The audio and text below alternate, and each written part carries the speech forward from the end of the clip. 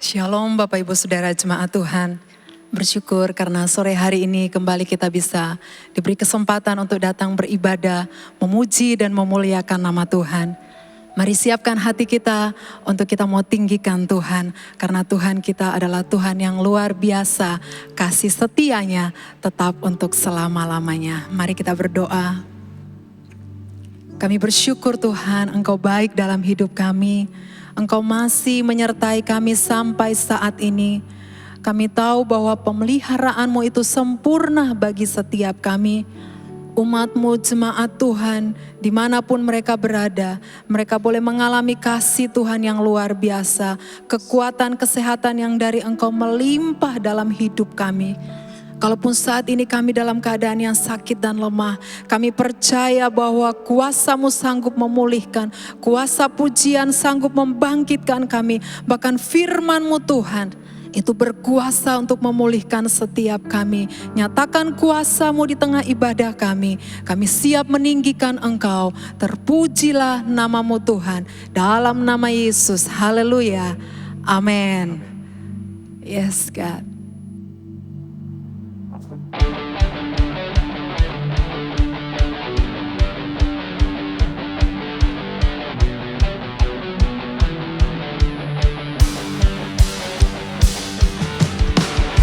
Terima kasih Tuhan.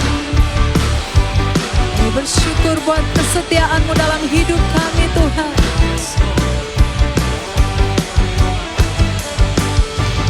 Tak pernah ku ragu akan kesetiaan-Mu. Kau pegang hidupku sepenuh jiwaku. Percaya Kau tuntun langkahku. Yesus, Kaulah Raja dalam hidupku, berkuasa percaya untuk selamanya. Hanya Kau Tuhan, sumber kekuatan, kuasa-Mu tercurah bagiku senantiasa. Dengan-Mu Tuhan berjalan dari kemuliaan sampai kemuliaan selamanya. Haleluya. Tak pernah ku ragu akan kesetiaan-Mu. Kau pegang hidupku sepenuh jiwaku.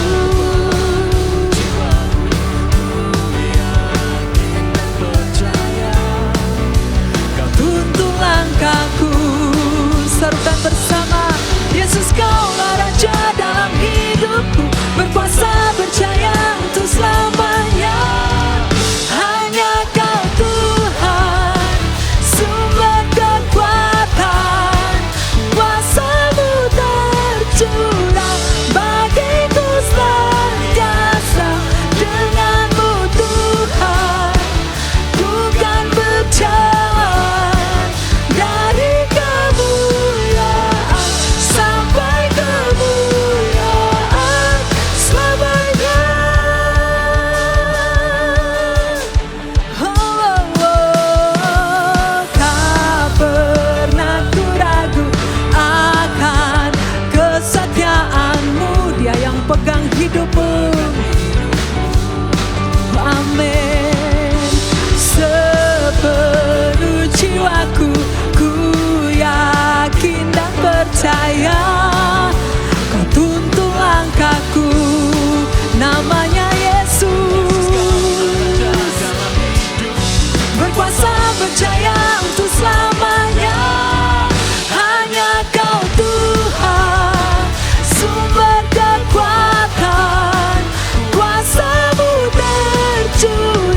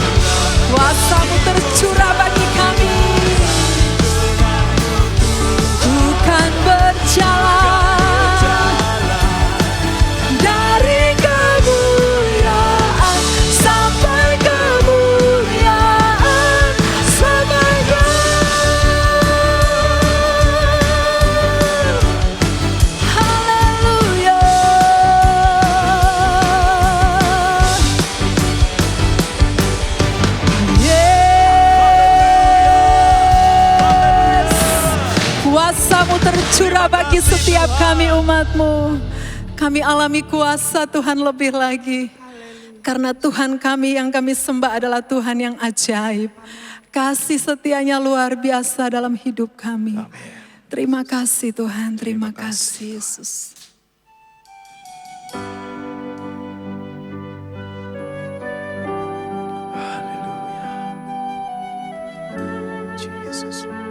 Terima kasih Yesus.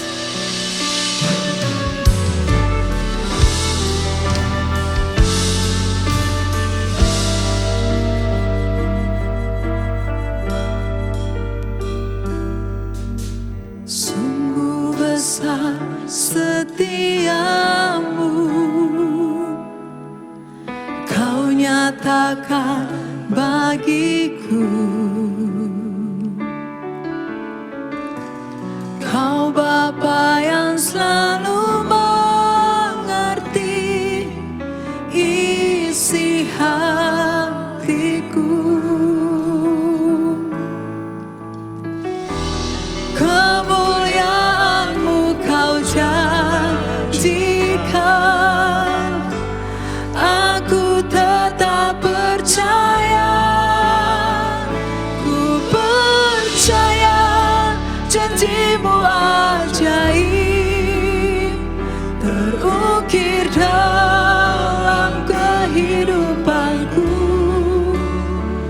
Ku berserah di dalam kekuatan-Mu, hanya Kau segalanya bagiku. Percaya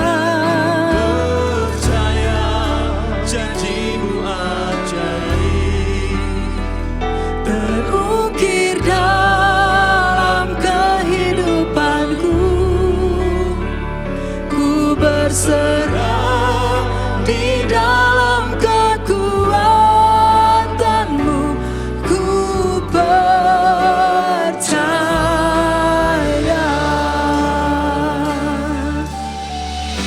Kami percaya Kau Tuhan yang selalu ada bersama kami. Sungguh besar setiamu, Kau nyatakan bagiku. Kau Bapa yang selalu mengerti isi hatiku. Kemuliaan-Mu Kau janjikan, aku tetap percaya. Ku percaya janji-Mu ajaib terukir dalam kehidupanku. Ku berserah di dalam kekuatan-Mu, hanya Kau segalanya bagiku. Percaya Tuhan, janji-Mu ajaib terukir dalam kehidupanku. Ku berserah di dalam kekuatan-Mu. Ku percaya.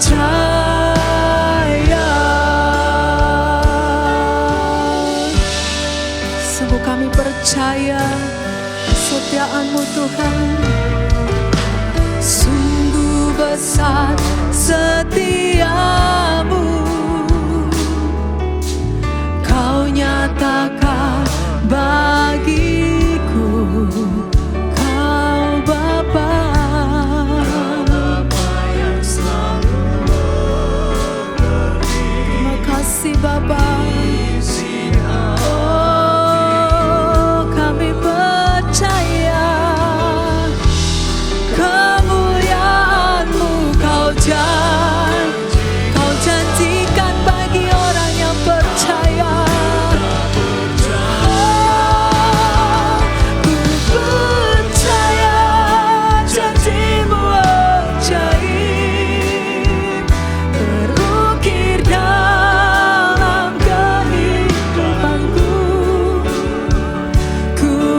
berserah di dalam kekuatanmu. Hanya Kau segalanya bagiku, percaya.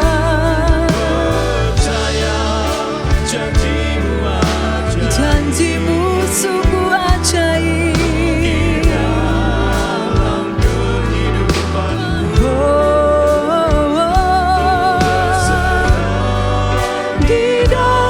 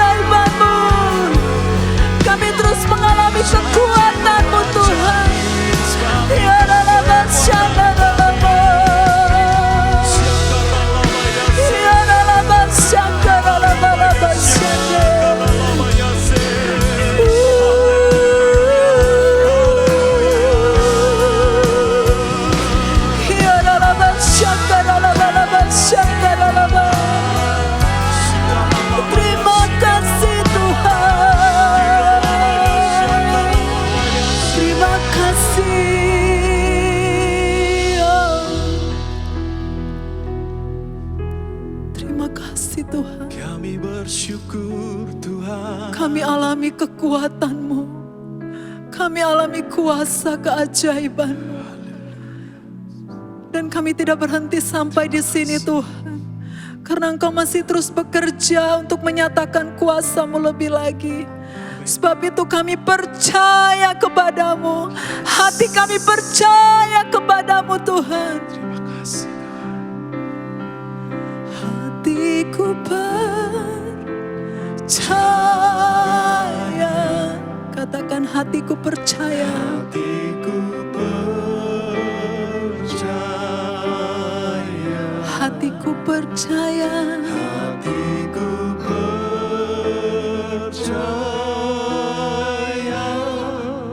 Selalu ku percaya. Hatiku percaya. Kami percaya. Hatiku percaya. Hatiku percaya. Selalu ku percaya.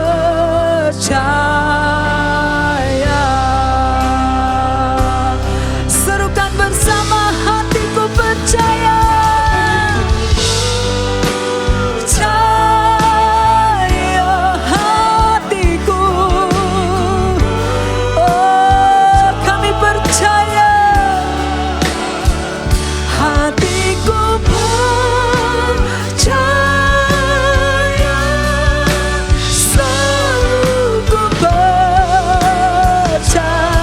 Hatiku percaya. Kami percaya.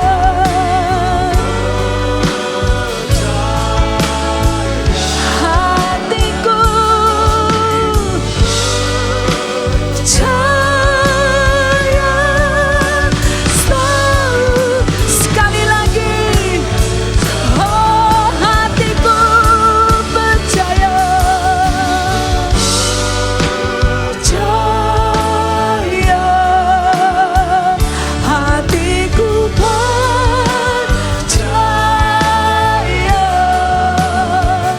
Hatiku percaya. Selalu ku percaya.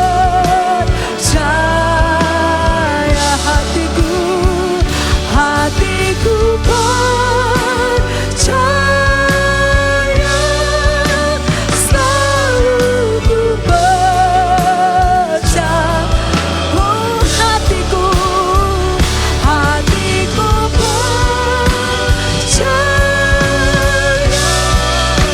Selalu ku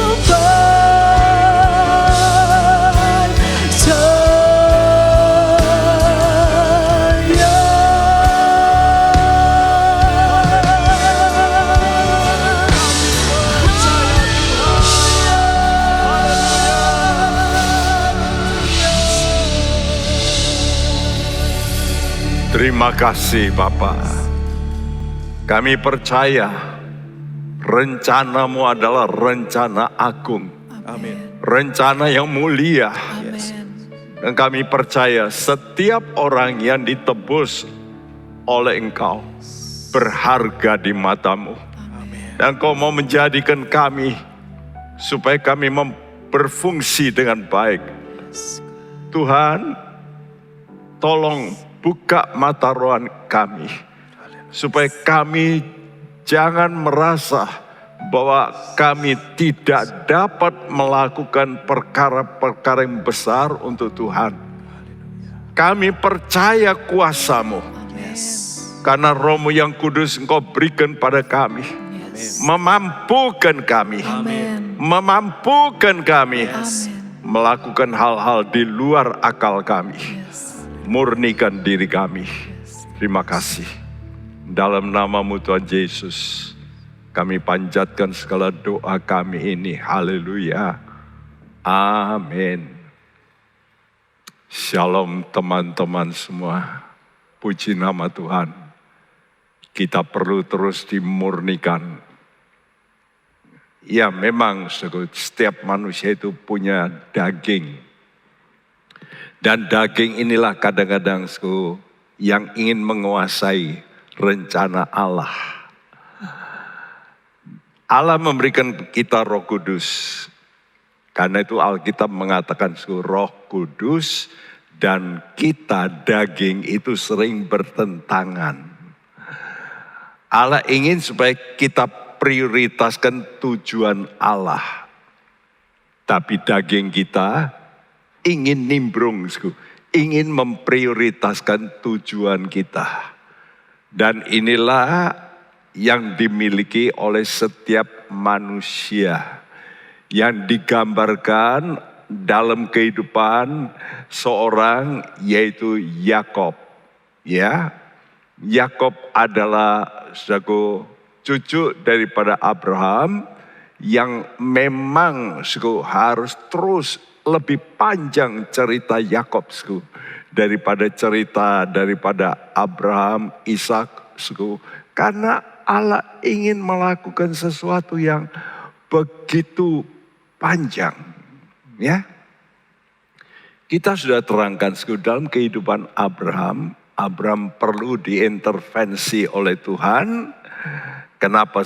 Karena Abraham dulu namanya Abraham, bapak yang tinggi. Allah tidak mau begitu. Itu namanya ego. Allah ingin mengubah menjadi Abraham, bapak dari banyak orang. Jadi tinggalkan sifat egoisme. Nah dalam kehidupan Ishak, Bapak Ishak, dia melihat ada sesuatu yang salah dalam kehidupan Abraham. Yaitu mengambil istri atau selir untuk menurunkan keturunan. Ishak tidak mau. Dia tinggalkan tradisi duniawi. Dia pakai cara rohani untuk memperkembangkan keturunan. Nah ini jauh lebih bagus. Tapi Tuhan ingin lebih mengorek lebih dalam. Dan ini dicontohkan dalam kehidupan Yakob. Karena Yakob ini suka memandang rupa orang. Oleh karena memandang rupa orang, dia mempunyai sifat pilih kasih. Nah ini pun harus kita tinggalkan. Kita mesti pakai kasih ilahi. Kenapa? Karena tujuan Tuhan memilih kita. Kalau kita sudah dipanggil, kita dipilih. Nah apa tujuan kita dipilih oleh Tuhan? Tuhan punya keinginan bukan? Allah kalau mencipta manusia, dia tentu mempunyai rencana. Rencananya itu ditunjukkan dengan memanggil orang-orang, lalu dari sekian banyak orang, banyak yang dipanggil, sedikit yang dipilih. Nah kalau saudara ingin memasuk orang pilihan Allah, saudara mesti mempunyai satu pikiran tugas. Kenapa Tuhan pilih? Karena punya tugas yang sesuai dengan kehendak Allah. Apa itu tugasnya? Tugasnya yaitu memperkembangkan rupa Allah. Saya ulangi lagi ayat ini begitu luar biasa. Yeskel 36 ayat 37 dan 38 berbunyi. Beginilah firman Tuhan Allah. Dalam hal ini juga aku menginginkan supaya kaum Israel meminta daripadaku apa yang hendak kulakukan bagi mereka. Yaitu membuat mereka banyak seperti lautan manusia, seperti domba-domba persembahan kudus. Iya. Dalam hal ini juga aku menginginkan. Jelas ini kehendak Allah. Jelas ini keinginan Allah. Keinginan Allah apa? Kita meminta, kita berdoa. Berdoa apa? Berdoa apa yang Allah hendak lakukan. Apa yang Allah hendak lakukan? Membuat manusia, orang percaya, umat Allah itu banyak. Seperti lautan manusia. Bukankah ini yang Tuhan katakan awal-awal penciptaanku? Allah memberkati mereka lalu berfirman, berkembang biaklah. Penuhilah bumi dengan rupaku. Ya, rupanya Tuhan seperti apa? Seperti domba. Namun domba persembahan kudus. Dia domba-domba yang dibawa ke bait Allah.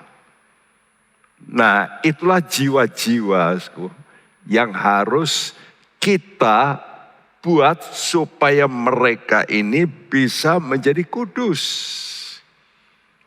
Dan ini saya tahu, ini tugas saya. Memang banyak orang percaya. Tapi banyak orang percaya ini masih banyak yang belum kudus dalam standar Tuhan. Hanya menjadi orang Kristen. Tapi belum hidupnya itu dipersembahkan. Yang Tuhan minta seperti domba persembahan.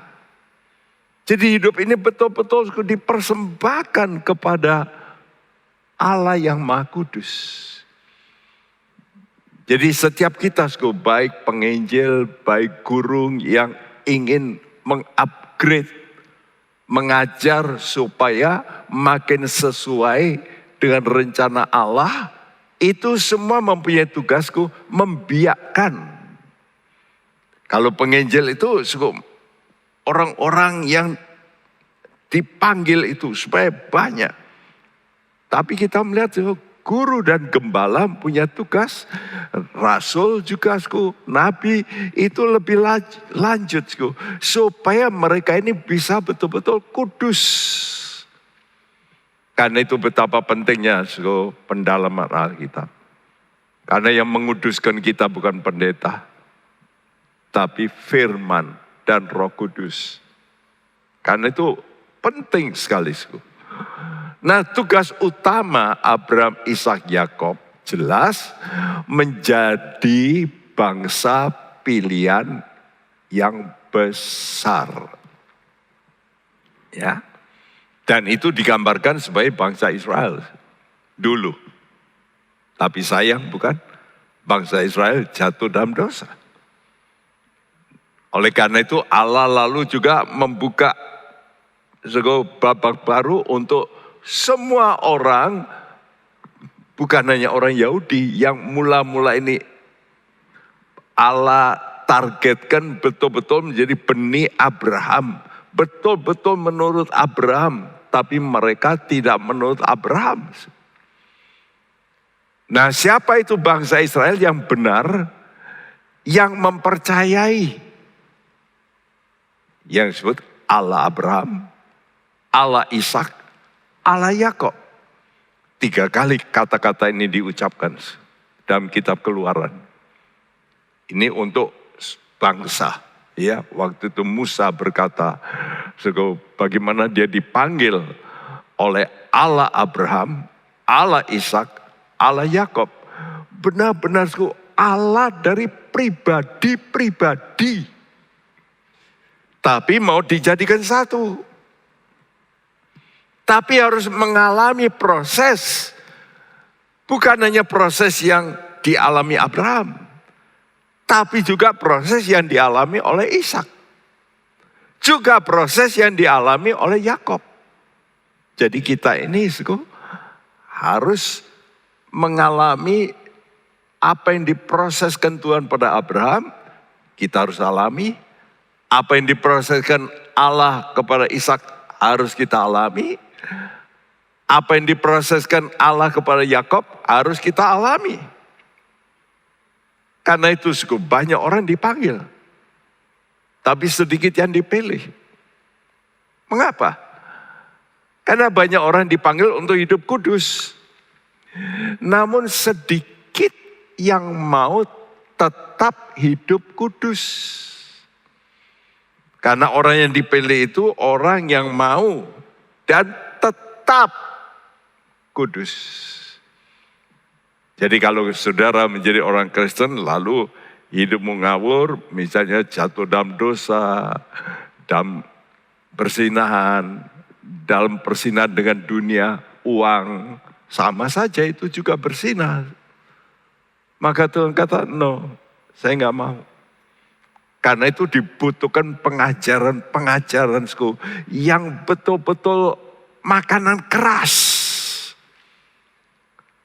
Supaya umat Tuhan yang dipanggil ini betul-betul terus dibersihkan supaya semakin kudus. Semua orang pilihan itu bertugas memperkembangkan rupa dan gambar Allah. Allah yang maha kudus. Ya, emang Allah tidak berkata, kamu harus seperti saya, Allah yang maha kuasa. Oh, tidak pernah. Tapi kalau kudus, ya, kamu harus kudus sama seperti aku.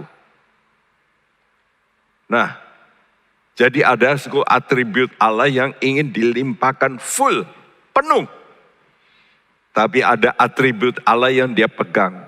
No, saya tidak memberi pada manusia atributku yang begini. Misalnya Allah Maha Hadir. No.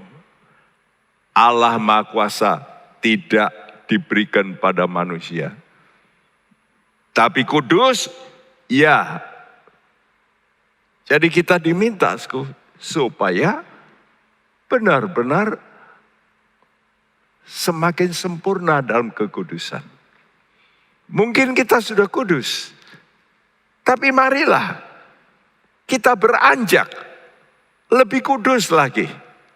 Artinya hal-hal yang ada yang masih daging ini yang ikut nimbrung dalam kehidupan kita, dalam pelayanan kita, itu dikeluarkan. Ini perlu namanya pengajaran salib. Ya, saudara. Nah, coba kita perhatikan bagaimana kondisi Abraham waktu dia dipanggil. Yesaya 51 ayat 2 berkata, Pandanglah Abraham bapa leluhurmu dan Sara yang melahirkan kamu. Ketika Abraham seorang diri, aku memanggil dia, lalu aku memberkati dan memperbanyak dia. Ya, coba kamu lihat Abraham, kata Tuhan. Bapak leluhurmu itu dan Sara yang melahirkan kamu. Ketika Abraham seorang diri, bukan berarti waktu dia sendirian, tapi dia sudah beristri. Tapi dia seorang diri dalam arti dia tidak punya keturunan. Dia seorang diri karena satu-satunya yang mula-mula percaya kepada Tuhan. Ada catatan di luar Alkitab, bahwa Bapak Abraham waktu percaya kepada Tuhan dan tidak mau menyembah kepada berhala, maka Bapak Abraham dianiaya oleh penduduk kota Ur.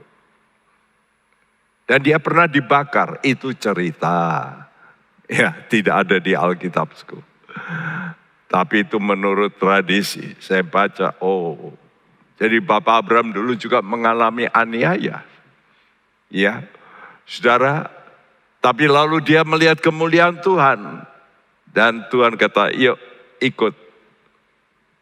Dan dia percaya walaupun dia tidak tahu kemana dia mesti pergi.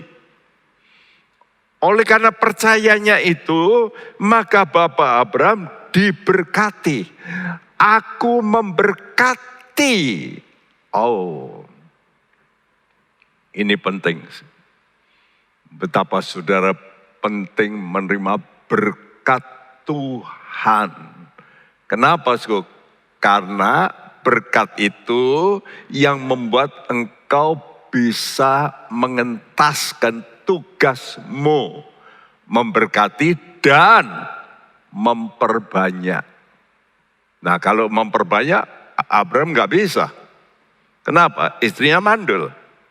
Dia sudah tua. Ya, istrinya menopause. Mana mungkin? Tapi oleh karena berkat ini, yes, bisa. Nah, ini harus kita percaya. Mari kita mau berkata, Tuhan, aku butuh berkat-Mu. Aku butuh Tuhan berkat-Mu. Berkati aku. Supaya aku bisa melakukan apa yang Kau mau. Aku gak punya kemampuan. Tapi Engkau Allah El Shaddai. Engkau Allah yang maha kuasa. Engkau sanggup. Seperti Bapak Abraham, walaupun istrinya mandul, walaupun istrinya menopause, tapi dia waktu ditunjukkan Tuhan, siapa yang membuat bintang-bintang itu. Lihat tuh. Dan dia lihat, ya aku percaya Engkau mampu. Karena itu mari kita mau bersandar penuh kepada firman Tuhan. Bukan kepada kemampuan kita. Jangan. Bagi Allah tidak ada yang mustahil. Ya, bukan oleh kuat, bukan oleh gagah, tapi oleh Rohku, kata Tuhan. Itulah kemampuan yang mau dilimpahkan. Perhatikan, dari 3 orang ini beda-beda. Abraham sudah beristri, sangat cantik. Sampai waktu tuanya pun, ya, Firaun itu bisa tertarik. Wih, ini sudah umur. Waktu itu Sarai 65 tahun. Lebih tentunya, karena dia dipanggil 75. Bapak Abraham, istrinya 65. Ya, beberapa saat timbul kelaparan, mereka ke Mesir, Firaun mau mengambil Sarai. Wow, cantik, 65 tahun, masih cantik. Mau diambil seorang raja. Kenapa Abraham memilih istrinya cantik? Ya wajar, dia manusia, dia dari keluarga yang kaya raya. Pasti cari. Tapi lain dengan Ishak. Ishak mencari istri, bukan dia yang cari. Benar. Tapi Eliezer yang cari. Tentu Abraham, dengan perintah Abraham. Tapi Eliezer yang menemukan. Tapi mandul juga. Jadi bukan Ishak yang memilih. Ya. Oleh karena itu waktu mandul, Ishak dan Ribka dia berdoa. Dia tidak mau pakai caranya ayahnya. Tradisi. Wah, ini kemajuan. Nah, sekarang Yakob. Yakob memilih siapa? Memilih Rahel. Kenapa? Ya cantik juga. Saya kira semua pria pasti secara manusiawi ingin istri yang cantik, itu pasti. Ya.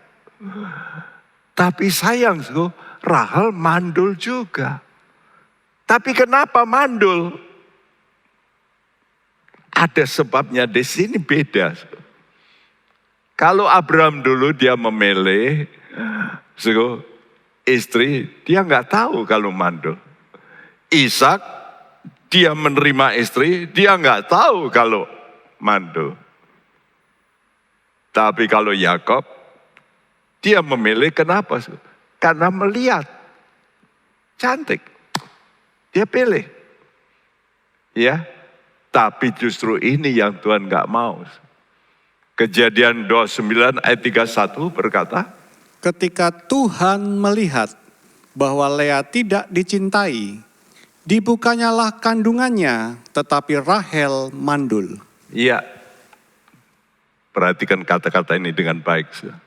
Ketika Tuhan melihat bahwa Lea tidak dicintai. Bukan ketika Tuhan melihat Rahel cantik, jadi Tuhan tutup kandungannya. Tidak. Tapi ketika Tuhan melihat Lea tidak dicintai, maka kandungan Lea yang dibuka. Tapi kandungan Rahel yang ditutup. Jelas di sini kita melihat intervensi Tuhan. Betul tidak? Untuk mengubah ini loh, karakter daripada Yakob yang suka pandang muka. Jelas, coba dulu kalau Lea cantik, pasti dia milih Lea. Tapi Lea tidak cantik. Tapi oleh karena adat, dia ditipu, dia sudah harus menerima. Jadi itu pun bukan karena pilihannya, tapi dia harus menerima. Tapi Tuhan punya rencana. Waktu itu memang masih diperbolehkan orang beristri banyak sebab belum ada hukum. Belum ada hukum Taurat juga, belum. Jangan salah ya, nanti banyak orang Kristen berkata, aku mau seperti Yakob, punya istri 4. Tidak boleh ya. Karena itu subtema ini sebetulnya harus menjadi tema. Jadi nanti kalau ditayangkan kepentingan Allah, kepentingan diri atau Allah, atau memprioritaskan tujuan Tuhan. Saya kira ini kepentingan diri atau Allah. Saudara, fokusmu kemana?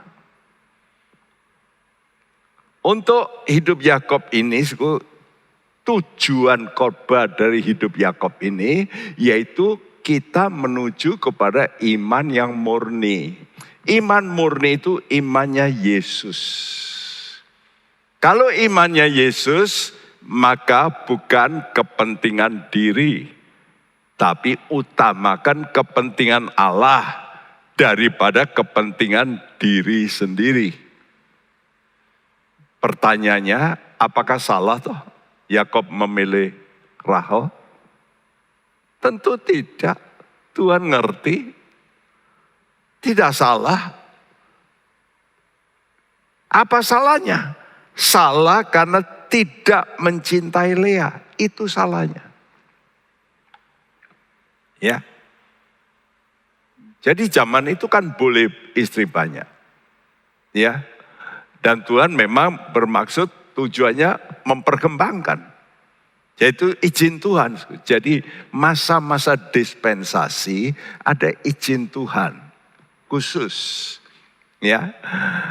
Tapi salah dalam hal Yakob ini tidak mau mencintai Lea yang notabene mempunyai banyak anak. Karena itu Lea ini bergumul. Rasanya dia tidak dicintai. Lahir anak pertama tidak dicintai. Lahir anak kedua juga tidak dicintai. Padahal Rahel belum punya anak. Nah, sebagai orang tebusannya yang menjadi milik Tuhan, kita dilarang memandang rupa manusia. Ini enggak mudah loh. Hampir semua kita mesti jatuh di sini. Betul? Jujur aja deh. Jangan coba berkata, oh saya enggak, nonsense. Semua kita mempunyai iman yang, iman manusiawi lah.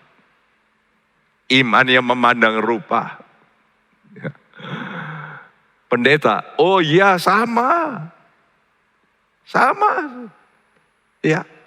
Tapi tidak boleh begitu. Nah, pendeta pun harus bertobat, bukan? Bukan hanya jemaat, tapi pendeta juga. Kalau kita betul-betul ingin hidup bagi kepentingan Allah, kita semua harus bertobat. Dan kita membutuhkan iman Yesus untuk ini. Apa itu iman Yesus? Yakobus 2 ayat 1. Saudara-saudaraku, sebagai orang yang beriman kepada Yesus Kristus, Tuhan kita yang mulia, janganlah iman itu kamu amalkan dengan memandang muka. Iya, terjemahan bahasa Indonesia selalu kurang greget, kurang tepat.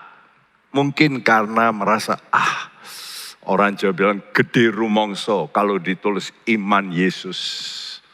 Karena itu ditulis beriman kepada Yesus Kristus, Tuhan kita.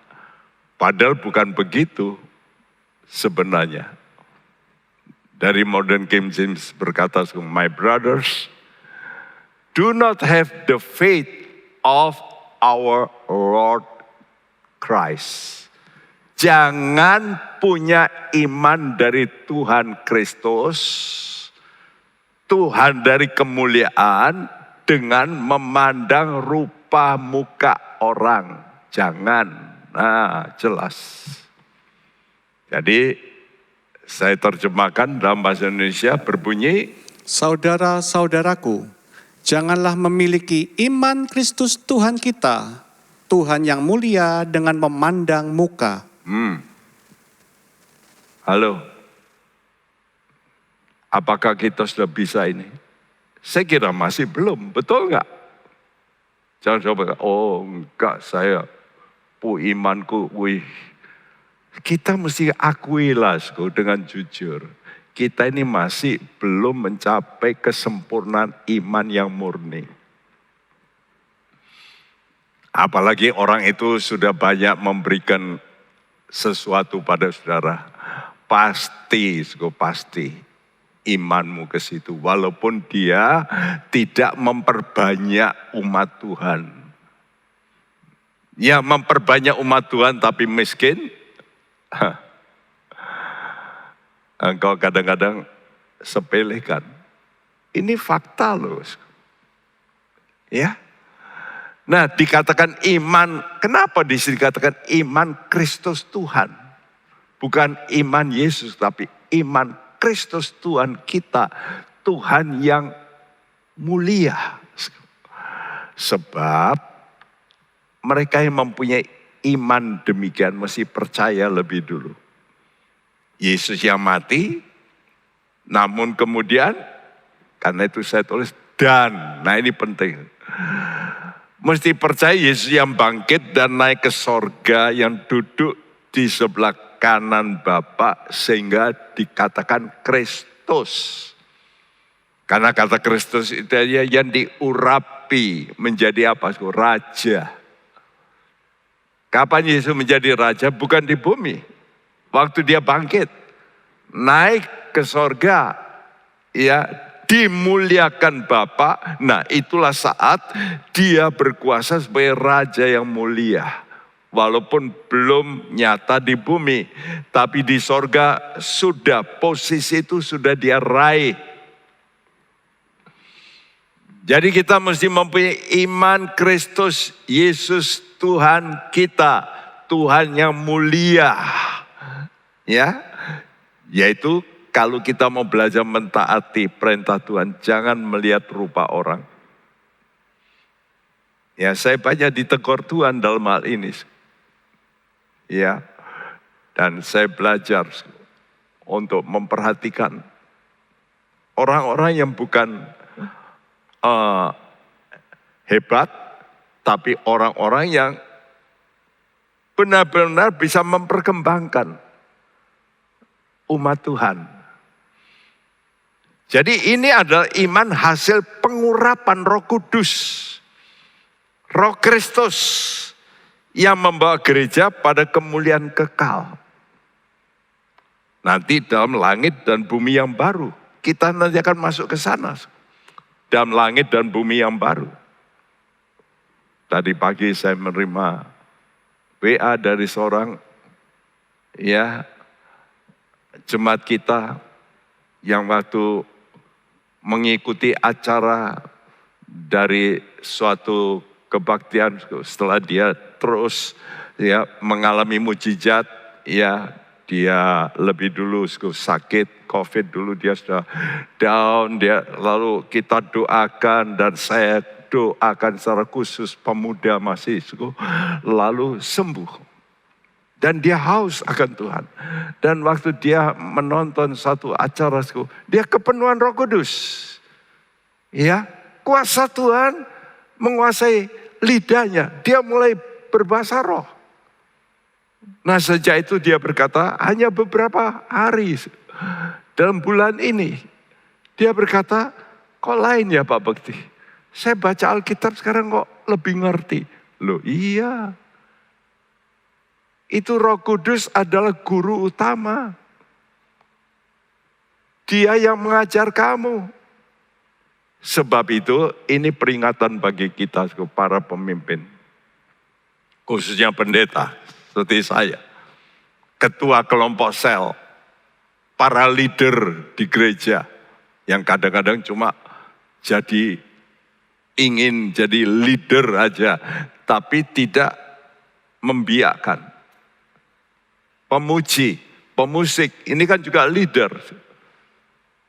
Ya, yang rindu betul-betul menjadi pembiak rupa Kristus, mari kita memiliki iman Yesus. Ya. Kenapa saya sebut masih iman Yesus? Karena kita ini seperti Yesus harus berkembang terus menjadi nanti iman Kristus. Ya, yang mulia. Jadi kita mesti mempunyai iman Yesus yang apa? Yang rela merendahkan diri dari posisi yang maha mulia. Kenapa toh Tuhan itu mau turun ke bumi? Punya tugas memperbanyak rupa dan gambar Allah dalam diri manusia. Coba kalau Yesus nggak turun ke bumi. Apakah bisa manusia betul-betul mempunyai satu keinginan seperti itu? Karena jatuh dalam dosa. Nggak mungkin. Karena itu Yesus turun ke bumi untuk dia jadi korban dosa memang. Tapi khususnya jadi teladan. Ini loh, kalau kamu mengikuti aku, kamu jangan takut. Kalau kamu mau merendahkan diri, ada hukum. Nanti kamu akan ditinggikan Tuhan. Itu sebetulnya tujuan Tuhan menjadi manusia, supaya menjadi teladan. Kita mengikuti. Ya. Dan Tuhan memberitahu, lihat aku yang mau merendahkan diri. Akhirnya apa? Akhirnya dimuliakan. Tinggi. Tinggi, lebih tinggi dari segala sesuatu. Filipi 2 ayat 8 dan 9. Dan dalam keadaan sebagai manusia, ia telah merendahkan dirinya dan taat sampai mati, bahkan sampai mati di kayu salib. Itulah sebabnya Allah sangat meninggikan dia dan mengaruniakan kepadanya nama di atas segala nama. Ya, ini kunci. Itulah sebabnya Allah sangat meninggikan dia. Kenapa? Karena Yesus mau merendahkan diri. Jadi iman Yesus itu iman yang walaupun dia itu Allah, tapi mau mati tersalib, merendahkan diri. Kenapa mati tersalib? Ya karena turun. Karena merendahkan diri. Coba kalau dia tidak merendahkan diri, apa bisa mati tersalib? Nggak bisa. Tapi oleh karena mati itu, dia bangkit. Lalu dia ditinggikan. Dan ini 3 kali Tuhan nyatakan pada murid-muridnya. Tentang yaitu imannya. Aku akan dibunuh. Aku akan dihina. Tapi aku nanti bangkit. Jadi percayalah, yang merendahkan diri itu akan ditinggikan. Ini pelajaran sangat penting. Karena itu Anda cari apa toh di bumi ini? Cari kemuliaan yang mana? Di mana engkau cari kemuliaan? Cari kemuliaan di bumi yang sekarang ini? Akhirnya lihat itu. Bumi nanti akan dibakar. Menurut 2 Petrus 3. Sehingga ada cerita, ini pun akan berlalu. Raja membuat sebuah cincin dan dia ingin tulisan apa yang mengingatkan saya. Ada seorang yang diberi hikmat, kata ini pun akan berlalu. Ada emas yang dimiliki karena dia punya banyak emas, ini pun akan berlalu. Langit dan bumi akan lenyap, tapi perkataanku tinggal tetap. Karena itu kita mesti menginginkan yang lain, kemuliaan di langit dan bumi yang baru. Nah, itu yang kekal. Ya. Dan itu Tuhan katakan pada Petrus waktu dia tanya, Tuhan, apa yang aku dapatkan? Nah, saudaraku, ingat, akibat buruk yang dialami oleh Yakob itu cukup panjang. Saya katakan itu seperti tornado yang dalam hidupnya itu dia mengalami terus. Ya, dan itu bisa diatasi hanya dengan pertobatan. Sekarang lihat gambar-gambar di dunia itu banyak, sebelah kiri itu self love. Love myself. Coba lihat aja, pasang terpampang di mana-mana. Ya. Ini memang suara iblis. Kamu cintai dirimu. Cantik. Waduh, cintai dirimu. Tuhan berkata enggak gitu. Love God, cintai Allah dan cintai manusia. Itu hukum utama. Nah, ini sekarang saya melihat dunia terus dibanjiri dengan self love. Self image. Betul enggak? Karena itu orang mudah tersinggung sekarang. Karena self image-nya kuat. Ya, akibat buruk yang panjang itu kelihatan dari sikap Yakob ini yang mementingkan dirinya, tidak mencintai Lea. Berarti apa? Tidak mengedepankan kepentingan Allah dalam memperbanyak orang. Apa akibatnya? Terjadi persaingan tidak sehat antara Lea dan Rachel. Ya. Dan ini pun sekarang terjadi dalam rumah tangga. Anak-anak Tuhan. Ayah ibu yang mencintai seorang anaknya lebih dari yang lain, maka yang lain timbul roh kecemburuan.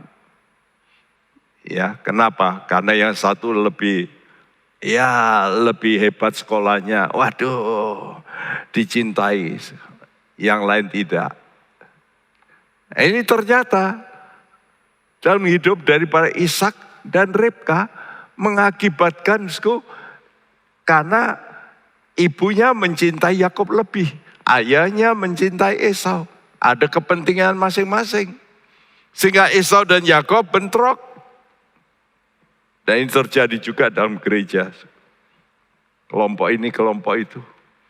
Jadi roh egoisme ini bukan hanya mempengaruhi istrinya, Lea dan Rachel yang benturan. Namun berlanjut, lanjut sampai punya anak. Ya, maka ke-10 anak Yakob membenci pada Yusuf. Notabene anak Rachel yang sangat dicintai oleh Yakob. Lihat tuh. Jadi roh cemburu ini bisa menular ya. Tapi syukur. Pelajaran ini tentang memurnikan, ya, ini saya melihat memang entah bagaimana Tuhan bisa membelokkan saya. Ini loh, coba ditelusuri hidup Yakob ini. Ini hidup Yakob ini memang Tuhan inginkan kita seperti itu. Karena kita ini semua ya seperti Yakob. Pada dasarnya, penipu kita ini. Lebih baik supplanter. Supplanter itu penjegal gitu. Mau keluar dulu ditarik. Aku, jangan kamu. Kan semua begitu. Usahakan begitu, dijegal, dibajak. Kok kamu yang kaya? Enggak, aku. Namun syukur, mata rantai persaingan tidak sehat ini pelan-pelan dikikis oleh Tuhan. melalui hidup Yakub yang mengalami pertobatan. Tapi saya tulis pertobatan demi pertobatan. Oh, kalau gitu kita perlu bertobat. Yes. Saya pun perlu bertobat. Ya. Karena dalam kitab Wahyu pada jemaat-jemaat dituliskan bertobat. Itu jelas kok. Jadi jemaat Tuhan pun perlu bertobat. Pendeta perlu bertobat. Bertobat demi bertobatan terus kok. Kenapa? Kita harus bertobat. Biasanya melalui apa? Melalui problem. Ya. Saya bersyukur dengan pandemi ini. Yang sakit mengalami sesuatu. Bertobat.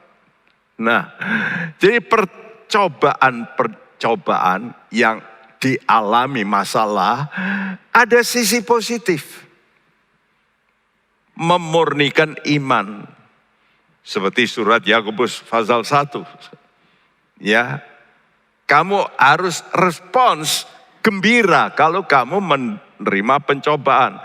Karena pencobaan itu menghasilkan satu, yaitu ketekunan. Nah, ini penting. Ketekunan. Dalam doa malam saya sudah terangkan ini praktek iman menuju iman murni. Apa iman murni? Iman yang plus kasih. Jadi iman kita mesti mencapai kasih agape, itu iman murni. Jadi kalau iman kita nggak sampai pada kasih agape, iman kita belum murni. Harus dimurnikan. Karena itu belakangan ini saya banyak mendoakan orang-orang yang memusuhi saya doakan. Saya mesti bertobat. Ya. Dan menghilangkan pikiran-pikiran yang walaupun saya tidak mempunyai pikiran membalas tapi masih ada jarak begitu, tapi belum sampai mendoakan mereka. Belakangan Tuhan tegur saya, ayo toh doakan. Dan saya doakan, walaupun menyakiti, tetap harus, ya. Nah, untuk bisa mencapai kasih agape dalam 2 Petrus pasal 1 ayat 5 itu iman harus tambah dengan kebajikan.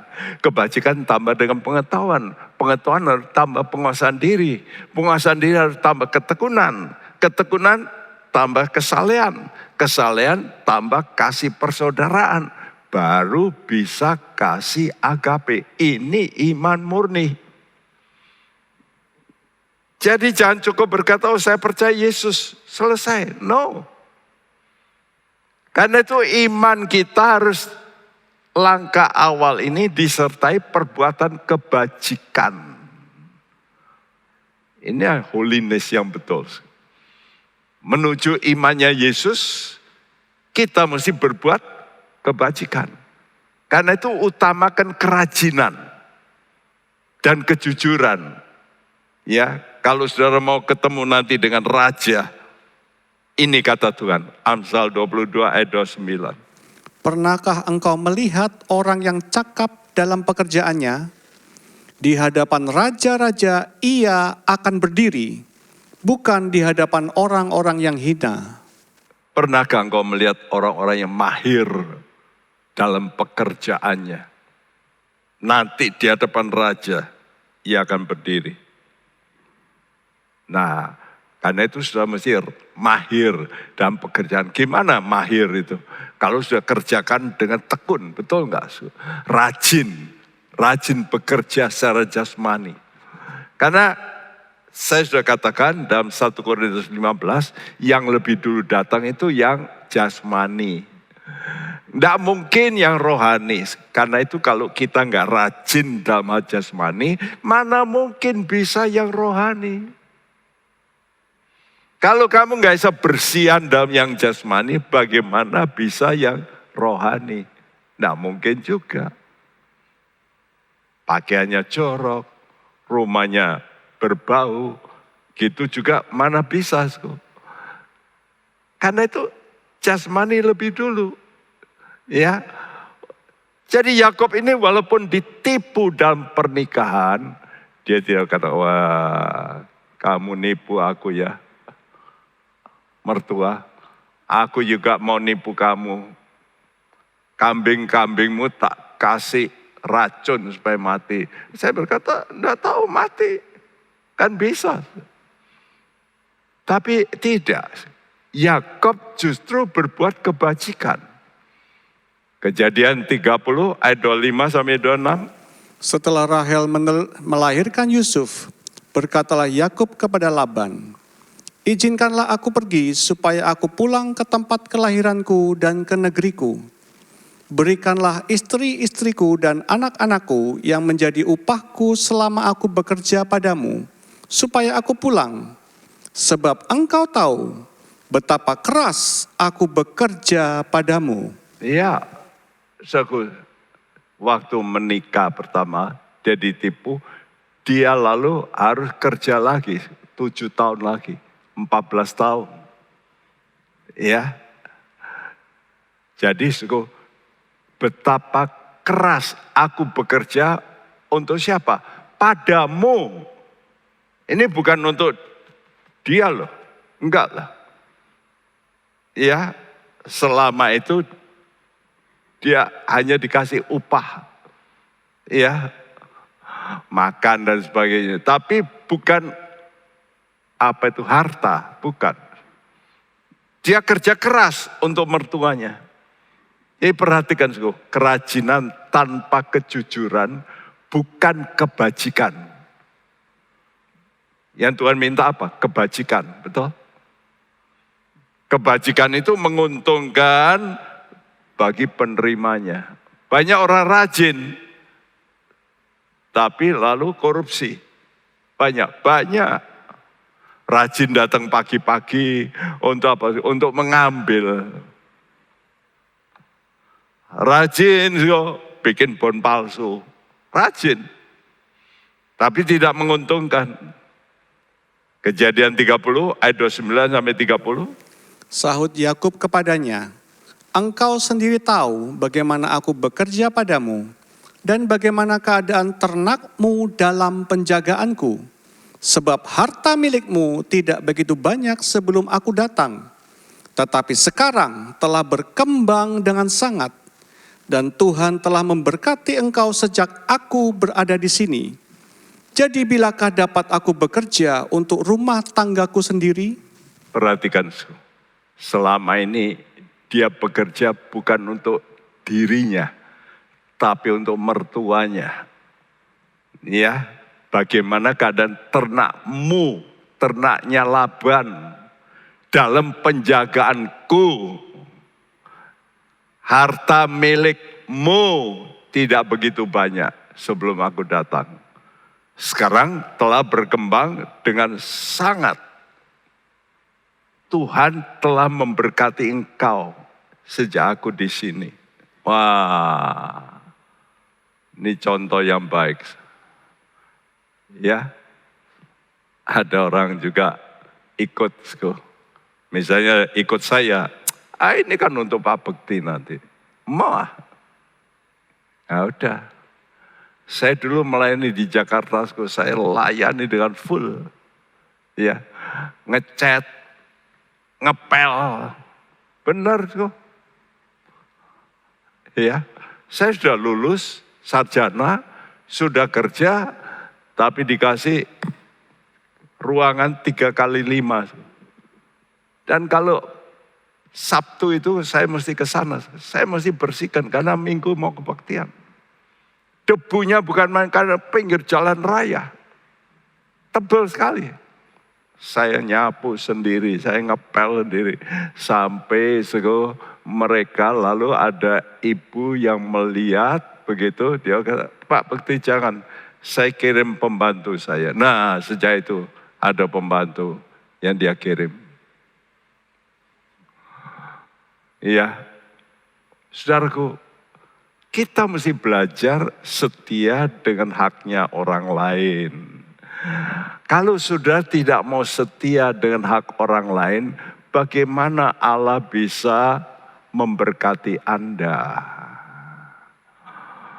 Ya, saudara, jadi saudara itu mesti, walaupun itu bukan hartaku, tapi aku mau setia. Lukas 16 ayat 11 dan 12. Jadi, jikalau kamu tidak setia dalam hal mamon yang tidak jujur, siapakah yang akan mempercayakan kepadamu harta yang sesungguhnya?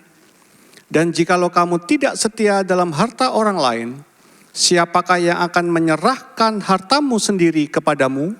Nah ini fakta. Kalau dikasih kepercayaan soal duit, ini kan duitnya Tuhan, apalagi di gereja. Di gereja ini pun saya bukan pemilik, no. Tapi itu pun masih banyak ya tikus-tikus. Yang menjadi orang yang kerja di sini. Ini fakta, beberapa sudah kita keluarkan. Ada yang masih ngangsur sampai sekarang itu. Bayangin, sudah berapa tahun. Ya. Jadi coba, kalau hartanya orang lain, apalagi ini hartanya Tuhan di gereja, tidak bisa dipercaya. Apalagi Tuhan masa mau mempercayakan sama dia. Mau hartanya Tuhan, kalau di gereja ya. Tapi kalau di tempat lain itu hartanya bos. Kalau pegawai tidak jujur dengan bosnya, Allah ngerti, oh pegawai ini enggak. Saya enggak mau berkati. Mungkin dia bisa kaya, bisa. Tapi bukan berkat Tuhan, berkat iblis. Tapi kalau berkat Tuhan, no, ini kriteria Tuhan. Siapa yang akan menyerahkan hartamu sendiri kepadamu? Ini jawaban Tuhan. Jadi inilah salah satu jawaban, mengapa ada anak-anak Tuhan kata, Tuhan Pak Bekti, kenapa ya pekerjaanku gagal? Mungkin dulunya Anda juga tidak jujur dengan hak bosmu. Sekarang kamu kerja sendiri, hancur bola-balik. Terus bola-balik hancur, bola-balik hancur. Lagi-lagi ditipu orang. Kenapa?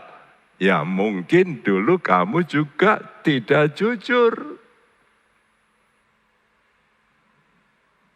Saudaraku, kita mesti renungkan baik-baik. Karena itu kesimpulan start awal daripada Yakob ini bagus. Untuk memurnikan imannya. Jadi iman Yakob ada iman yang ditambah dengan kebajikan. Dan mutu kebajikannya itu ditunjukkan dengan sifat pendukung ini. Pertama, rajin bekerja kepada mertuanya. Rajin bekerja pada mertuanya. Walaupun itu mertuanya, dia rajin. Ada orang kalau untuk dirinya rajin, tapi untuk orang lain tidak. Tapi Yakob rajin bekerja kepada mertuanya. Jujur, tulus terhadap milik mertuanya. Ya. Dan setia dengan hak mertuanya. Dia tidak mengambil. Setelah itu, setelah kerja 14 tahun, ditambah lagi 6 tahun. Nah baru dia dikasih bagian, tapi dengan cara unik. Nanti kalau lahirnya beda dari bentuk induknya, boleh kamu ambil. Jadi induknya misalnya ya polos-polos, nanti yang belang boleh kamu ambil. Kalau induknya belang-belang, yang polos, lahir polos, nah itu boleh kamu. Oke, kata Yakob. Ya disitulah Tuhan intervensi. Aneh ya.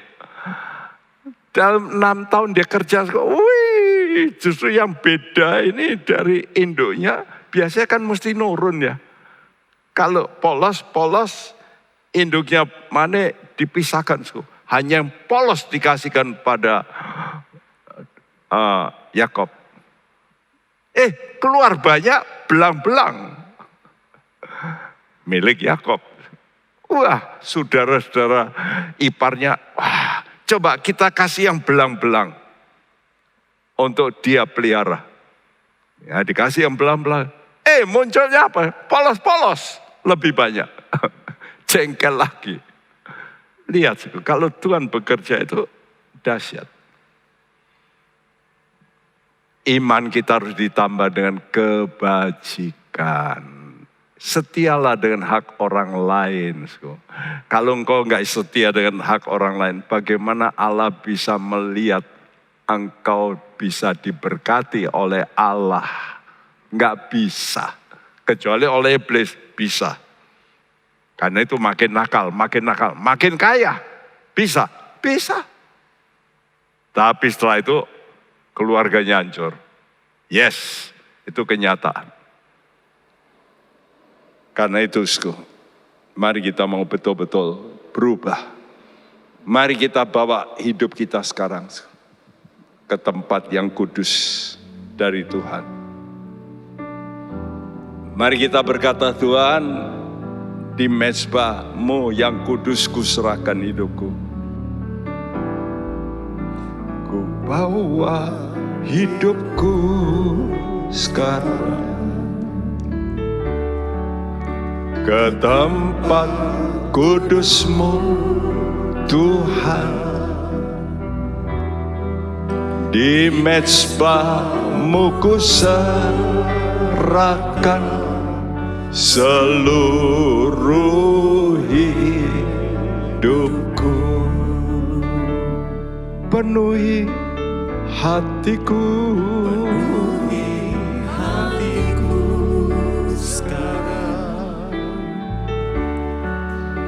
dengan urapan yang baru, agar aku lebih lagi mendengar suara-Mu. Jadikan aku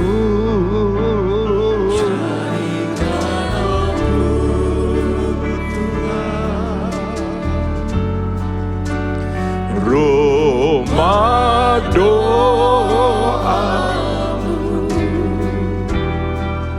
agar semua suku bangsa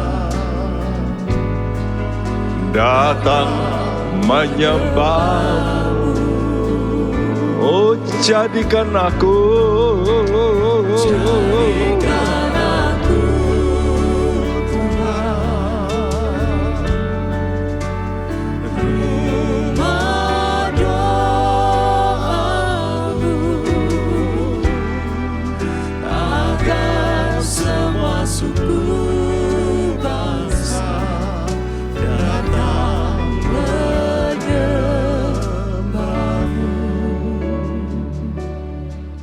Itulah doa dari Raja Salomo. Dia berdoa supaya rumah yang dibangunnya menjadi tempat banyak orang datang. Sekarang kita tidak perlu membangun bangunan di mana semua orang datang. Tapi kata Tuhan, tidak tahukah kamu bahwa tubuhmu adalah bait Allah yang kudus. Mari kita kuduskan diri kita lebih dulu. Orang melihat dan orang akan datang. Tadi katakan bahwa semua suku bangsa. Indah kalau gereja itu penuh dengan banyak suku.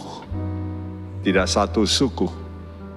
Semua suku bangsa boleh datang. Kenapa? Karena hidup ini bukan untuk satu suku. Untuk semua. Mari kita bawa hidup kita. Mari kita mau berdiri.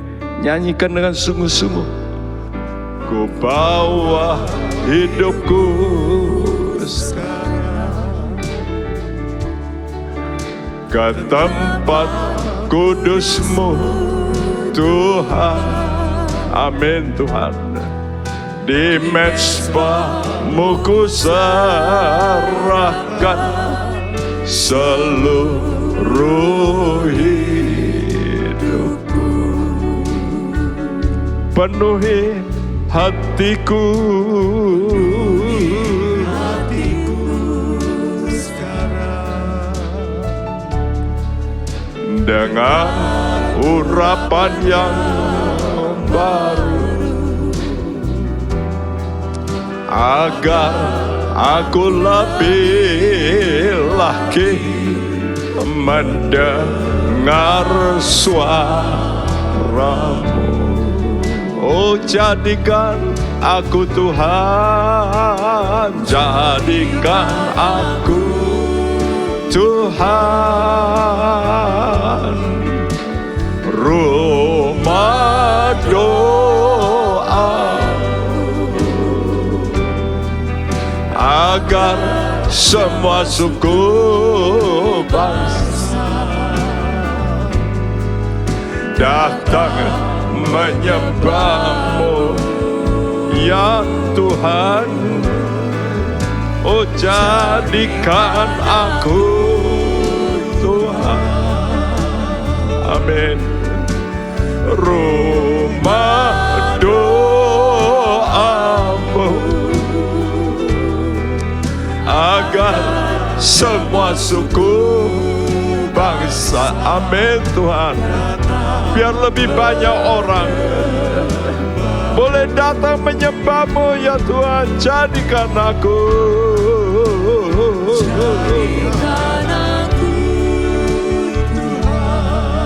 glory, glory.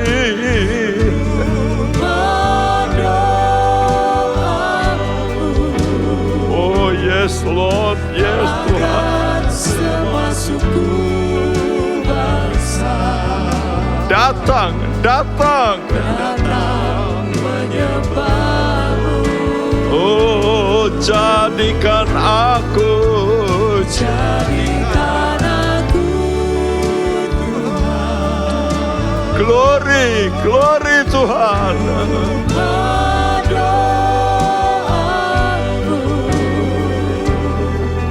Agar semua suku bangsa datang menyembahmu, agar semua suku bangsa,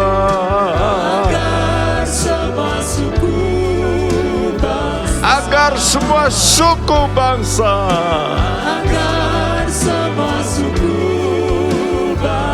agar semua suku bangsa,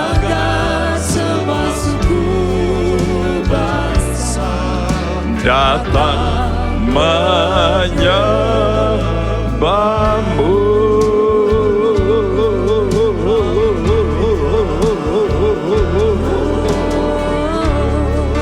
Sembah Tuhanmu.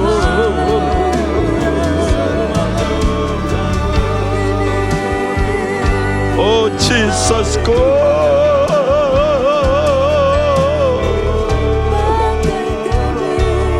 oh Yesusku,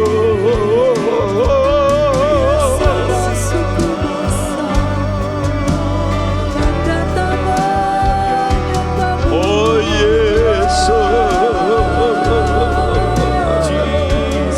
ya selamat hakaramashe.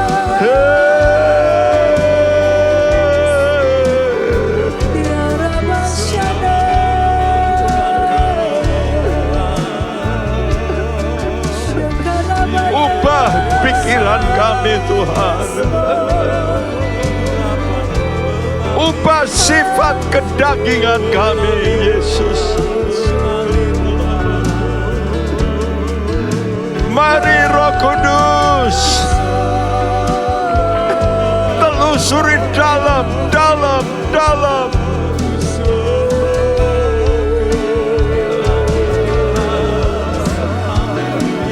Engkau ubah sifat egoisme kami.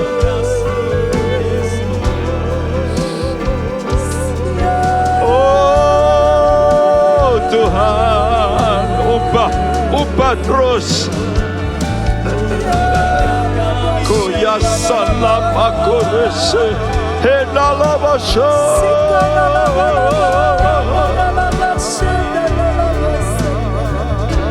Terima kasih, terima kasih.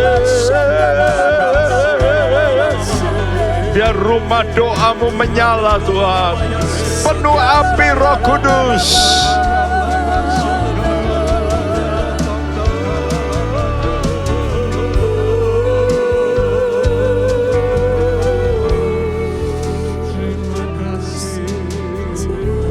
Biar diri kami semua menjadi kesaksian bahwa Engkau Allah mengasihi semua manusia. Semua suku bangsa. Didik kami Tuhan, supaya kami tidak salah memandang rupa manusia. Patahkan sifat kami, ego kami, yang mencari kepentingan diri kami sendiri. Tuhan, remukkan Tuhan. Dan biar Roh-Mu yang kudus bekerja melalui firman-Mu yang seperti kodam. Tuhan, meremukkan sifat-sifat kami yang buruk di mata Tuhan. Semuanya supaya hancur, diubah menjadi sifat Kristus yang nyata dalam hidup kami. Terima kasih Bapa. Engkau akan urapi terus anak-anak-Mu. Pakai hamba-Mu ini untuk menyampaikan kebenaran-Mu. Kebenaran demi kebenaran.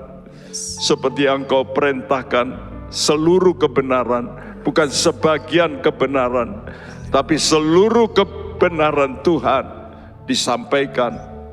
Terima kasih, terima kasih. Berkati Tuhan gereja-gereja-Mu, hamba-hamba-Mu khususnya, umat-Mu di mana-mana pada masa yang sukar ini. Istimewa mereka yang sakit karena COVID, Tuhan tolong kunjungi, jamah tubuh-tubuh mereka, pulihkan mereka, perbarui, dan mereka mengalami pertobatan sehingga benar-benar roh mereka dilahirkan lagi menjadi baru kembali. Terima kasih Tuhan. Berkati juga pemerintahan kami, dari pimpinan presiden sampai jajaran yang paling rendah. Tuhan, Kau berkati semuanya. Dan kami mau menadakan tangan kami. Terimalah saudara berkat daripada Allah Bapa kita, kasih sayang dari Tuhan kita Yesus Kristus, dan persekutuan Roh Kudus. Tuhan memberkati engkau dan melindungi engkau. Tuhan menyinari engkau dengan wajahnya dan memberi engkau kasih karunia. Dan Tuhan menghadapkan wajahnya padamu dan memberikan kau damai sejahtera mulai hari ini sampai Maranatha Dia datang kembali. Setiap kita yang percaya berkata bersama, amin. Tuhan memberkati kita semua. Amin. Kasih Tuhan tak berujung, kasih Tuhan tak pernah berhenti.